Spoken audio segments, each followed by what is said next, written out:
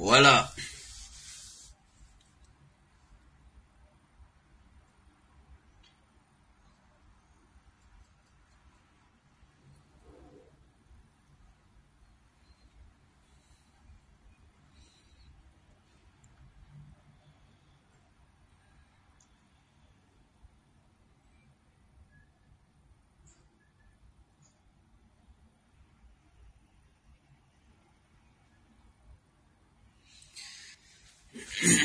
Bon, on va un peu déroger un peu aux règles du jeu aujourd'hui. On va pas aller aujourd'hui jusqu'à 20 minutes. On aura une dizaine de minutes aujourd'hui. Voilà. C'est pour juste parler d'un fait. Et puis aussi respecter, parce que depuis la semaine a commencé, on n'a pas fait d'émission. On s'est pas vu. Ça, c'est pas bon. Je vous ai pas vu, vous ne m'avez pas vu. On a interagi à travers les petits posts. Aujourd'hui, ce matin, on va commencer la première émission de cette semaine-là. Donc, depuis lundi, mardi, on ne s'est pas vu. Alors, on va parler un peu de la joie, des joies et des souffrances, de la souffrance des Ivoiriens. Vous savez, on a tous écouté Monsieur Robert Begré Mambé, l'actuel premier ministre de Monsieur Ouattara.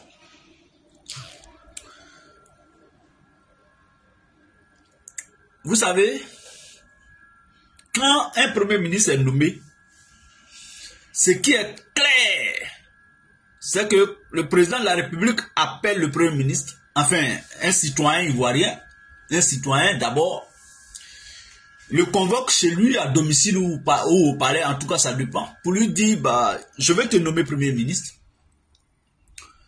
Et tous les premiers ministres sont nommés pour un but précis.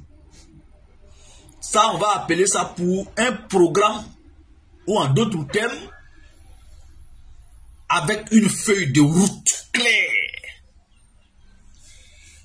Nous savons tous, même si on ne l'a pas dit, que M. Robert Begré Mambé, le choix porté sur lui a été 90%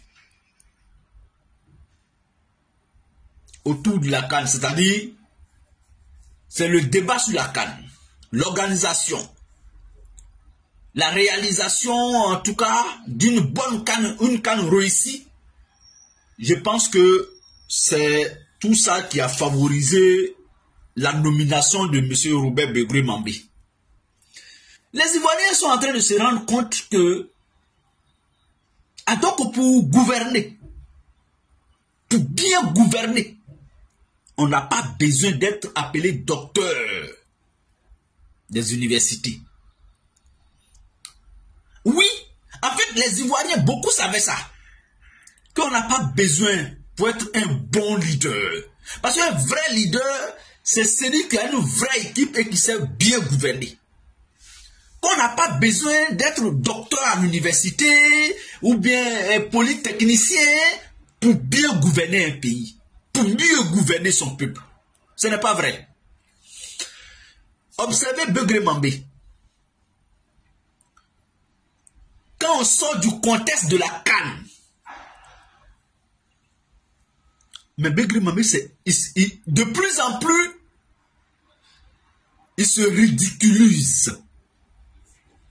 C'est vrai. L'Ivoirien, nous Ivoiriens, on aime tout humoriser, si je peux me permettre cette expression. On prend tout pour rigoler, pour danser, pour chanter, quelle que soit l'ignominie de la chose. Ça, c'est l'Ivoirien. Et ça fait aussi notre côté joie qu'on va parler. Quand Begré Mambé vient, Ça fait deux sorties.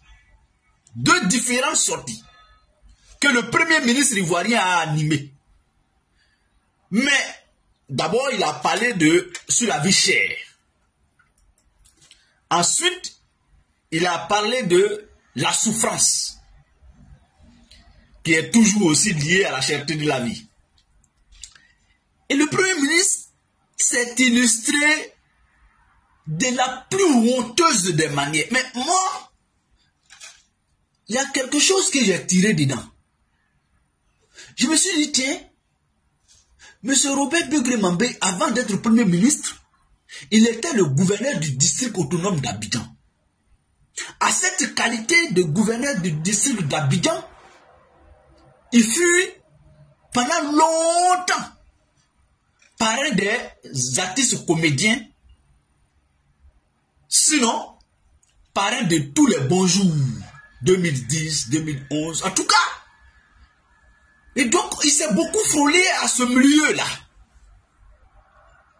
Je me suis assis, je me suis dit, mais attention, est-ce qu'à force de fréquenter un milieu, à force de cohabiter, à force de collaborer, à force de coopérer avec un environnement, est-ce qu'on ne finit pas par s'acculturer? Est-ce qu'on ne finit pas par je vais dire, mais le monsieur c'est au fil du temps, s'est métamorphosé. Soit, il a aujourd'hui en lui la culture humoristique, plus que la culture politique. C'est ce que le temps est en train de nous faire croire. En tout cas, moi, j'ai ce côté-là, je me suis dit, attention, monsieur a tellement duré avec, dans le parrainage de Bonjour 2010, Bonjour 2015, Bonjour 2020, voilà. Chaque fois, il était au premier rang et c'est lui qu'on prenait toujours comme exemple. Je me rappelle des émissions où Agalawal le taquinait. Bon, vraiment, le monsieur a fini par aimer ce métier.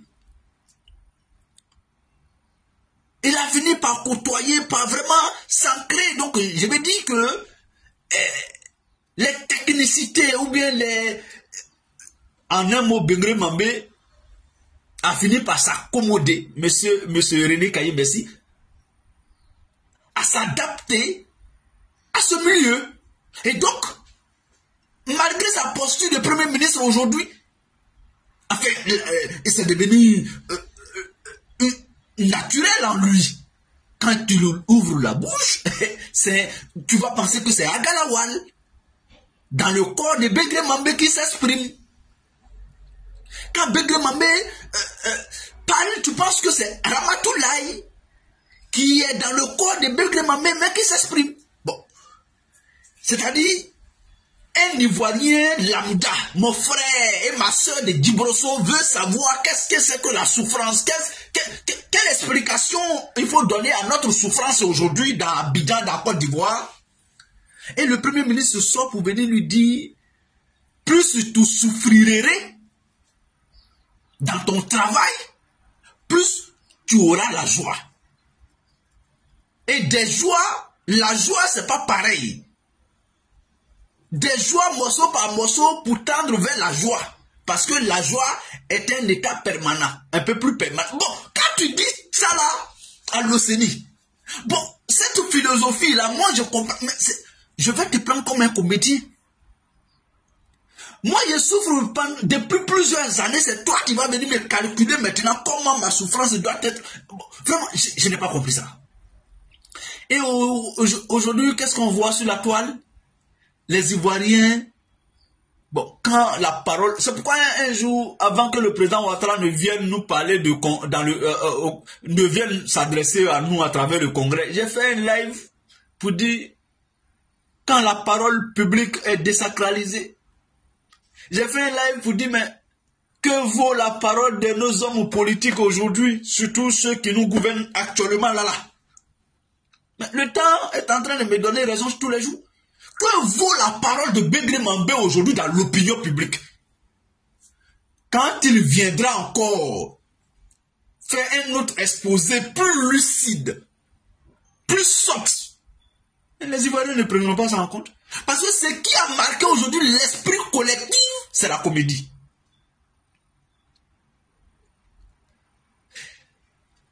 En fait, c'est ce que les Ivoiriens retiennent aujourd'hui de Begré Mambé dans sa gouvernance en tant que premier ministre de Côte d'Ivoire. C'est la fonction polynomiale de la fierté de la vie. C'est plus tu souffrirais dans ton travail, plus tu auras de la joie. C'est-à-dire, quelqu'un qui est en train de souffrir dans sa vie, dans son travail, il veut même se suicider, on dit, mais c'est plus tu vas souffrir là, que plus tu auras la joie. Bon, nous on comprend ça comment? C'est vrai qu'on peut dire, bon, il faut être intelligent, il faut être docteur, il faut être philosophe pour comprendre. Mais nous on n'est pas philosophe. Mon frère de Dibrosso m'a interpellé, il ne comprend pas. Moi-même, je ne comprends pas. Je ne peux pas l'expliquer. Il dit non, il dit, plus tu vas souffrir, hein, tu deviendras heureux. Bon, il faut qu'il nous amène à expliquer aux gens ce qu'il voulait dire. Quelqu'un qui pleure parce qu'il souffre, tu dis, mais quand tu vas, il faut continuer à pleurer. Quand ta souffrance va s'accroître, et tu vas tendre maintenant vers la joie. Parce que des joies et la joie, ce n'est pas la même chose. Parce que des joies, quand on découpe des joies, parce que quand c'est beaucoup, on peut découper morceau par morceau. C'est ça, des joies morceau par morceau, pour tendre vers l'unique joie. Bon, en d'autres termes, nous, on peut peut-être comprendre. Parce que effectivement, des joies et la joie ne sont pas pareilles. Et la souffrance et la joie sont deux sœurs jumelles. Bon, Ivoirien souffre. Ivoirien ne mange pas à sa faim. Avec 200 000, avec 100 000, les gens ne peuvent plus vivre. Bon, toi, on te dit, viens nous dire, qu'est-ce que tu nous poses concrètement pour pallier à ça? Pour faire chuter ce niveau de souffrance. En tout cas, c'est mon avis que je vais donner, c'est par là que je vais terminer. Ils ne nous font plus rêver. Ils n'ont plus rien à proposer de nouveau aux Ivoiriens. C'est moi qui vous le dis. Je mets quiconque au défi. Pendant les 13 ans, 14 ans de graine de M. Ouattara, qu'ils nous disent qu'est-ce qu'il a encore de nouveau à proposer aux Ivoiriens qu'il n'a jamais dit dans ses discours depuis 13 ans. C'est pas possible. Je dis, quand on fait 2 mandats, il faut s'arrêter. Au-delà de 2 mandats, tu ne gouvernes plus, mais tu règnes. La gouvernance, c'est maîtriser les aspects de la gouvernance. C'est maîtriser les fléaux, c'est maîtriser, c'est anticiper, c'est corriger, mais quand on règne, mais ce sont tes gens maintenant qui gouvernent dans leur secteur, toi tu ne maîtrises plus rien. C'est le cas du président Ouattara. Monsieur Ouattara ne fait plus rêver. Ce n'est pas son premier ministre qui viendra faire mieux que lui, ou qui viendra dire mieux que lui. Mais quand on n'a plus rien à proposer, il faut être courageux. Begré Mambé n'a plus rien à faire à la primature. Après la CAN, c'est mon intime conviction. Il a réussi l'organisation de la CAN. Et c'était ça, d'ailleurs, la feuille de route que le président Ouattara lui avait confiée. Il ne fait plus rêver. Il ne peut, Begré Mambé ne peut pas. C'est pas parce qu'on a été ingénieur ou bien, je vais dire, docteur, des ponts, des chaussées, je ne sais pas, qu'on peut être bon ou meilleur premier ministre. Ce n'est pas vrai. Ce n'est pas vrai. Ce qu'il est en train d'expliquer aux Ivoiriens, c'est mieux de les enseigner dans des universités ou bien dans des écoles polytechniques. Mais venir au micro devant les Ivoiriens pour venir dire à mon frère de Dibrosso que bon, plus il va souffrir dans son travail là, plus il deviendra heureux. Mais il va te gifler s'il te voit. Le premier ministre Begré Mambé ne fait plus rêver. Enfin, le régime du président Ouattara ne fait plus rêver.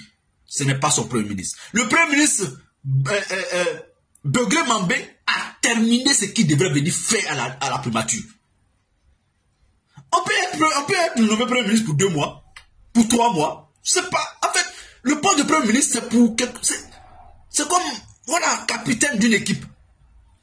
On estime que le capitaine, c'est lui qui fédère aujourd'hui, qui peut parler à tout le monde, qui sait parler à tout le monde, qui va avec tout le monde, qui apaise et qui s'impose. C'est ça le capitaine. Mais à un moment donné, on peut être capitaine pendant un seul match. Parce qu'on estime que le groupe qu'on a réuni aujourd'hui, tu es l'homme qu'il nous faut pour parler aux autres, pour apaiser, pour... Voilà. On peut être capitaine pendant un seul match. Vous demandez aux Okora Didier ou Didier Drogba ou Yaya Touré, ils vont vous dire que oui, ils ont eu des coéquipiers qui ont été capitaines pendant 45 minutes. Qui ont été capitaines pendant un seul match. Et puis plus jamais. Premier ministre, même ministre, c'est la même chose. On te nomme pour faire ça, tu finis, on peut te remercier ou bien on peut te recycler. Donc, mesdames et messieurs, un premier ministre, c'est celui-là même qui a la politique du gouvernement, qui a la politique, qui manage l'équipe, qui pose les jalons. Mais si lui, il est à sa fin, si lui, il n'a plus rien à faire là-bas, mais c'est que l'équipe est pourrie. Et si le gouvernement est pourri, les ministres ne peuvent plus bien travailler, parce qu'ils savent pas, ils sont finis. La tête est pourrie. Ce n'est pas là qu'on va trouver quelque chose de potable dedans. Alors, mesdames et messieurs, chers amis, c'était notre petit matin, notre matin bonheur. Ça n'a pas été long, c'est vrai. On dit tout ce qui est bien finit bien. Donc, c'était votre bonjour pour respecter le chronogramme. J'ai fait 2 jours, on ne s'est pas vu, il fallait que je sois aujourd'hui avec vous. Portez-vous bien et à très bientôt. Au revoir, sinon à demain. Bonne journée à nous. Dieu veille sur nous. Au revoir.